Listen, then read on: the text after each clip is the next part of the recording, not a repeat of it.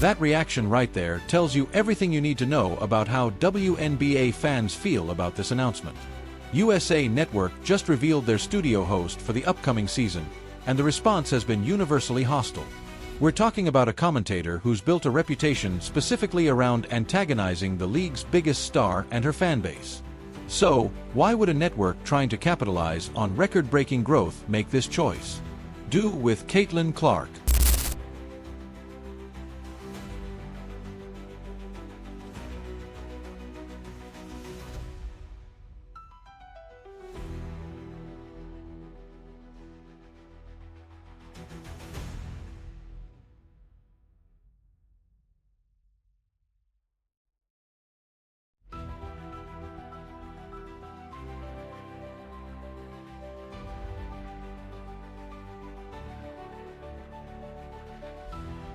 Dead on arrival.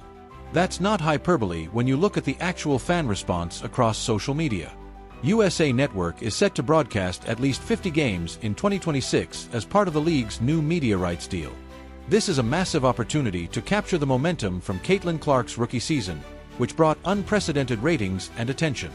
Instead, they've chosen L. Duncan to lead their studio coverage. The same L. Duncan who left ESPN amid controversy over her repeated criticism of Clark and her supporters.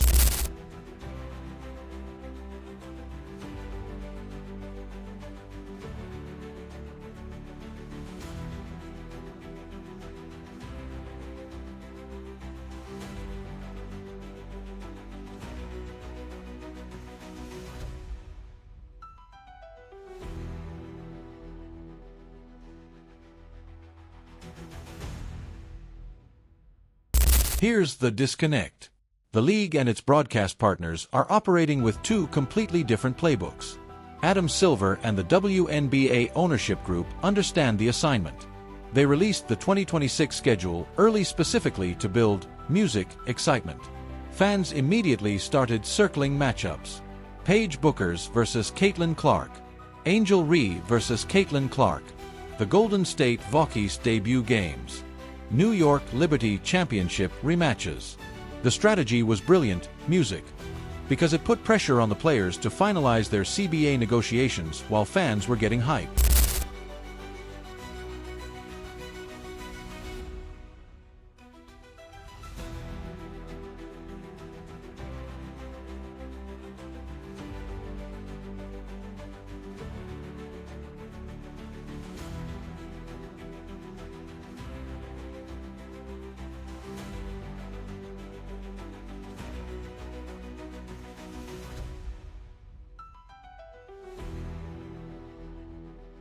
But then you have broadcast decisions like this that completely undermine that momentum. The Sports Business Journal confirmed Duncan will lead USA Network studio coverage, and the announcement landed with a thud. Comment sections across multiple platforms show the same pattern. Fans aren't just disappointed, they're actively saying they'll refuse to watch USA Network's coverage specifically because of this choice. Think about what that means for a network that just invested heavily in WNBA rights.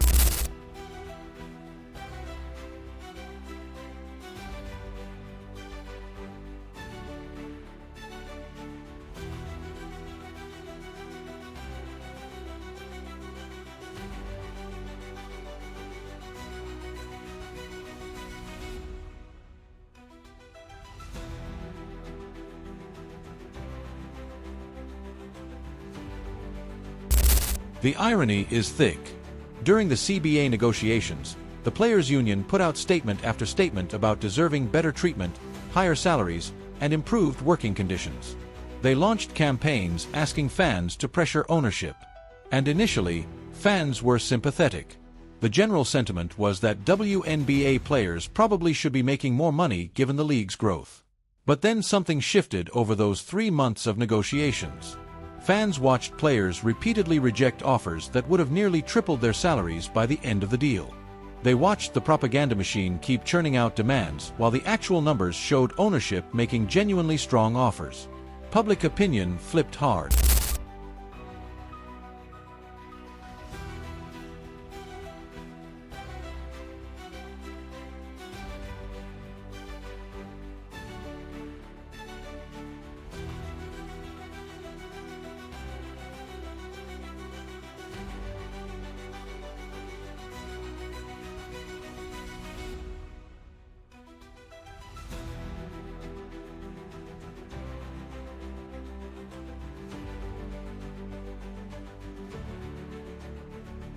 Now you've got this bizarre situation where the league's business side is executing a smart growth strategy. The players are fumbling their own PR battle, and broadcast partners are making talent decisions that alienate the core audience driving that growth. USA Network had a clean slate here. They could have positioned themselves as the pro basketball, pro entertainment alternative. Instead, they've associated their brand with someone fans specifically identify as anti-Caitlin Clark. And Caitlin Clark is the ratings driver. That's not an opinion. That's documented fact from last season's viewership data.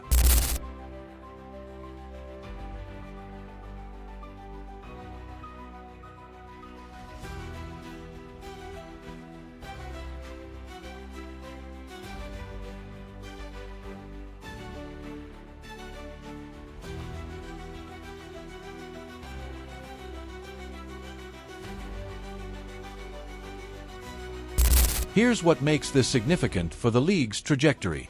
The WNBA just secured major media deals with multiple networks.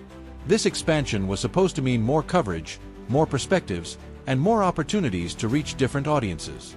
The schedule release was designed to be a momentum builder, getting fans excited months before tip-off. Teams need that early buzz to sell ticket packages, especially the 12 teams that don't own their own arenas and have to compete for premium dates. But broadcasting is about more than just showing games. Studio coverage shapes narratives. It influences casual viewers who might be tuning in for the first time. It sets the tone for how storylines get framed throughout the season.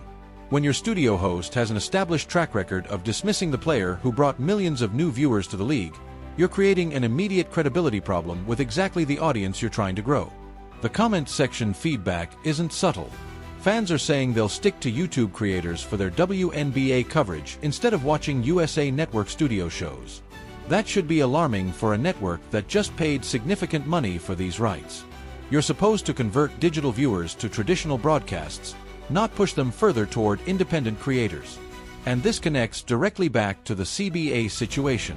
The players want more money, which requires growing revenue, which requires growing the audience, which requires media coverage that actually appeals to the people watching. When broadcast partners make decisions that actively repel the fan base responsible for record ratings, it undermines the entire economic model the players are negotiating around. The league's 30th season was supposed to be a celebration. New teams in Toronto and Portland expanded coverage across multiple networks, raising salaries and investment. Instead, we're heading into the season with unsigned players, fan frustration at an all-time high, and broadcast decisions that suggest nobody learned anything from last year's ratings bonanza.